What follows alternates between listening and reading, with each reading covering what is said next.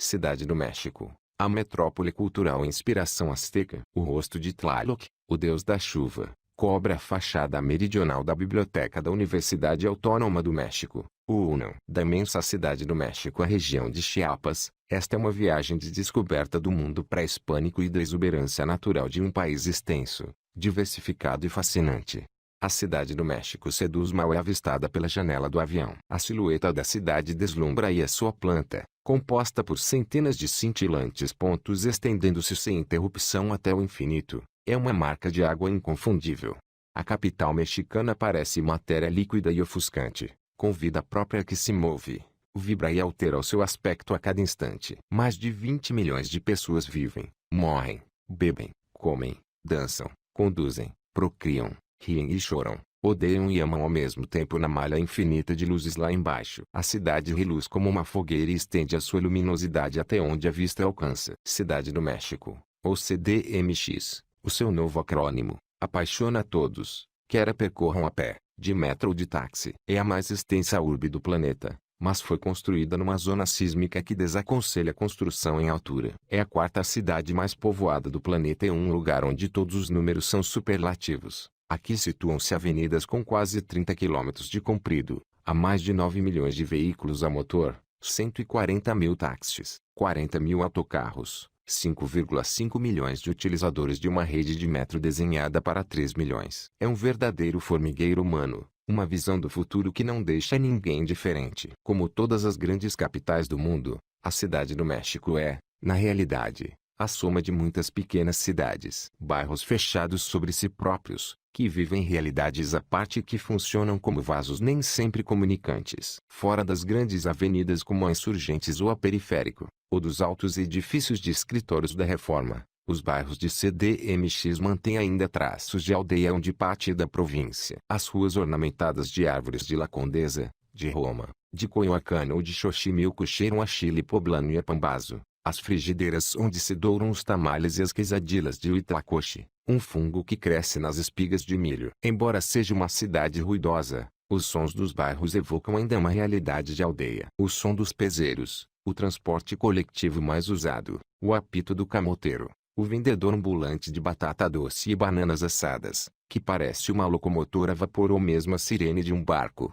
o do órgão manual do cilindreiro, cujo som oscila entre o clavicórdio e o piano, atinge tons agudos muito engraçados, frequentemente mais pela idade do aparelho do que pela intenção do intérprete, o do coate que apregou a plenos pulmões a excelência dos seus tamales de Oaxaca, ou dos caminhões de gás, com a sua melodia inconfundível, um tirori semelhante a um pregão seguido de uma voz que grita El Gás. Popocatépetl, segundo pico mais alto do México, este vulcão com 5.452 metros emite gases e cinzas pontualmente. O último registro de atividade teve lugar no dia 30 de janeiro de 2018. Apesar disto, ou devido a isto, esta é uma cidade vibrante e cheia de vida. Tem alguns dos melhores museus da América, restaurantes fantásticos e é um polo de agitação cultural. Está repleta de galerias de arte, livrarias e salas de exposição. Conserva magníficas ruínas arqueológicas e palácios coloniais a partir dos quais se governou um império. Um desses museus notáveis é o antropológico,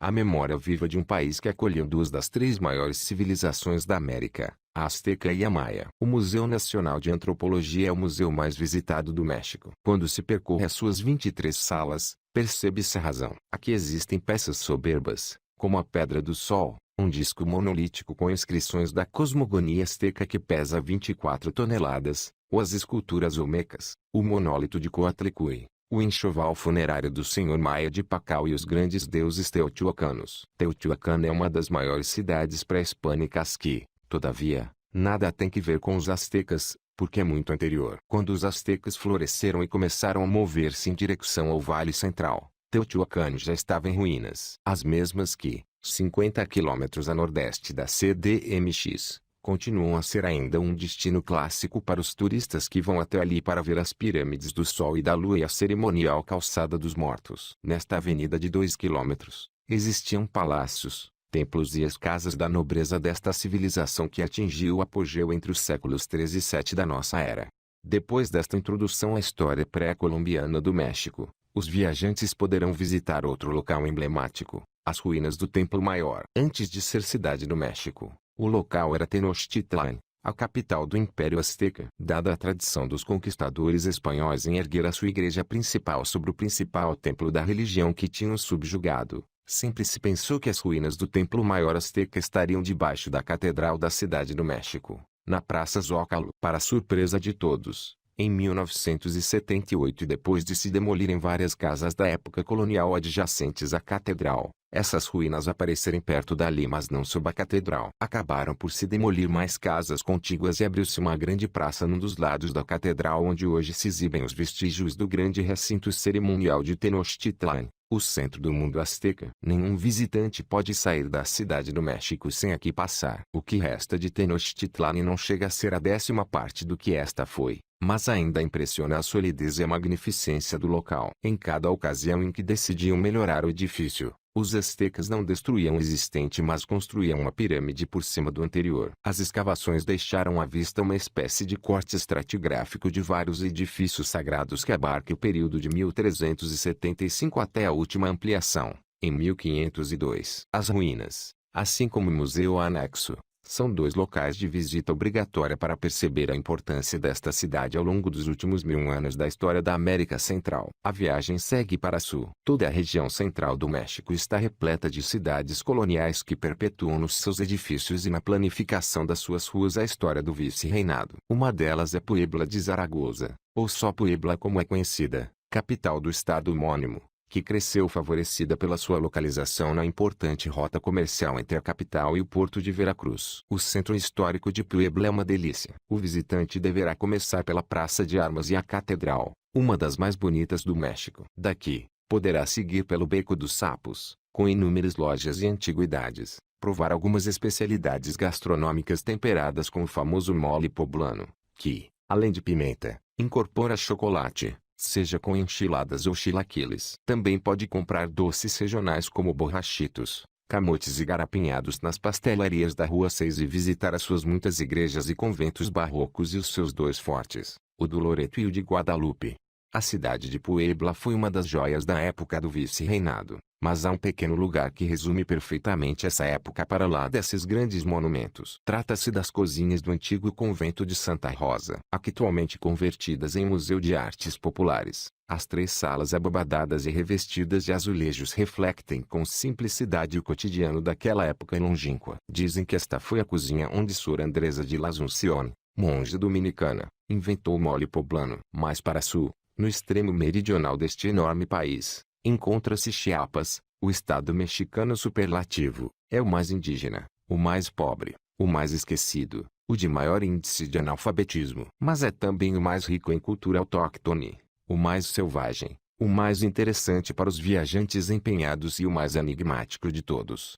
Embora poucos saibam, a sua capital é Tuxtla Gutiérrez, uma cidade anódina para os viajantes que preferem continuar a avançar em direção a São Cristóbal de las Casas, o epicentro turístico do estado. São Cristóbal ocupa um planalto encapsulado entre altas montanhas de vegetação tropical no Vale de Jovel. A paisagem árida de cactos e lagartos da planície de Tuxtla vai dando lugar à verdura das florestas de coníferas das colinas de Chiapas à medida que se progride na autoestrada rumo a São Cristóbal. Nas clareiras da floresta, aparecem aldeias indígenas com cabanas de adobe e telhado de fibrocimento. As bananeiras e as palmeiras contornam hortas paupérrimas. Fundada por Diego de Mazariegos em 1528, São Cristóbal é hoje uma cidade bonita de ar colonial com cerca de 130.000 habitantes e uma planta retangular. As ruas empedradas, com casas pequenas de um só piso e telhado vermelho, estão salpicadas por inúmeras capelas e templos barrocos. A praça principal é o Zócalo,